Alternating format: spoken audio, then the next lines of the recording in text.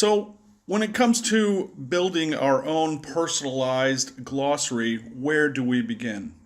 Well, when learning a new language, it is important to build your own personal glossary of words, terms, and phrases.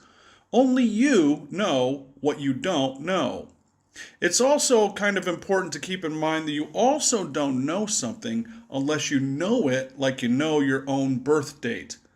Think on that for a second. You think of your birth date, it comes directly to mind. That's when you know that you know something, when you don't have to think about it for a while. There are many ways you can study new words, terms, and phrases. One way is to use a mind map. When using this method, you can follow the examples provided. As far as the parts of a mind map are concerned, let's start in the middle.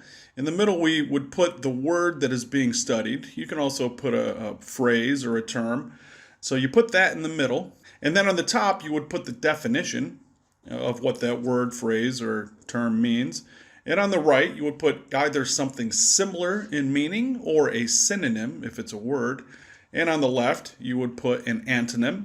Now, of course, this is only an example. You can switch those around if you want to. And then on the bottom, of course, we would want to put an example of use. Without putting an example of usage, how do we actually use this term, phrase, or word? So you want to put an example. So let's take a look at the key words and phrases for this module. One of them is buy-in. So we'll put that in the middle. And then on the top, we put what it means. And in this case, it means to go along with a concept or idea.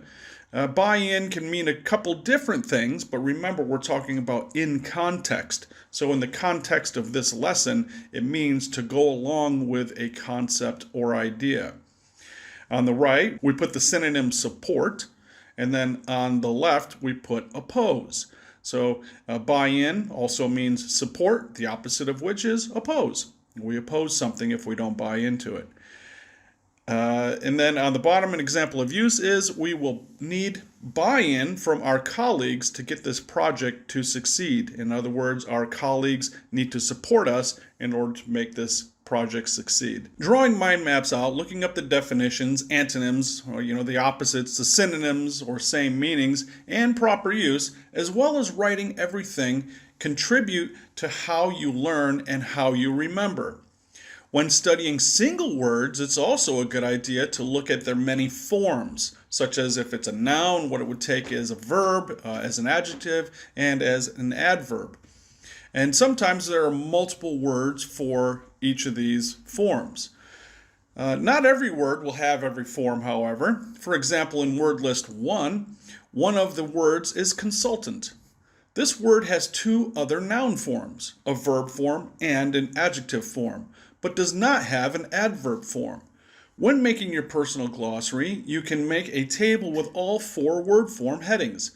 Then either put an X in places where there is no form or just leave it blank.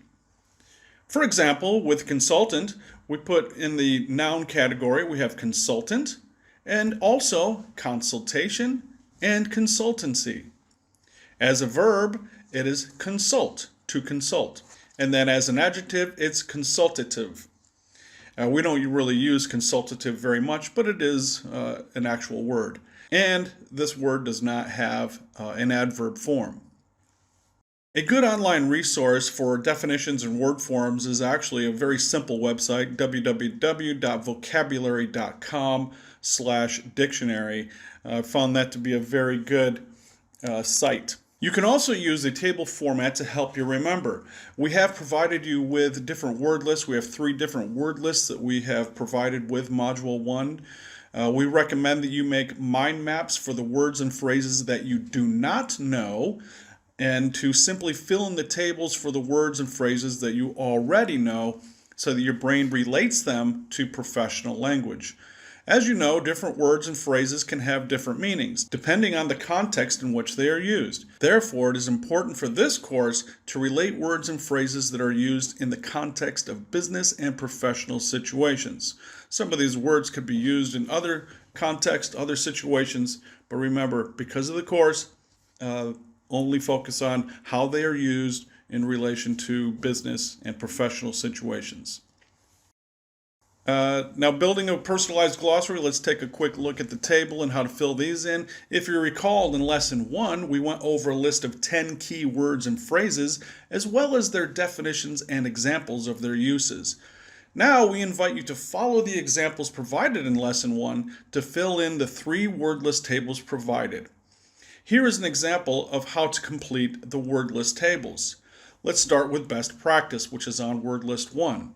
For best practice, the meaning is the most efficient and effective way to do something. An example of this is in order to increase profits, our company has to use the industry's best practices. Very simple, to the point, we don't need anything complicated, just something that will help you remember. We would like to encourage you to follow this example when completing the tables. An answer key has been provided, but please do not look at it until you have filled in the chart yourself. Otherwise, you may not retain the necessary information. Remember that the best way to remember is to do the work yourself. And of course, the answer key will help you for any of those areas that you have trouble with. Before filling in the table, watch the accompanying word list videos in Lesson 3 to hear and practice the proper pronunciation.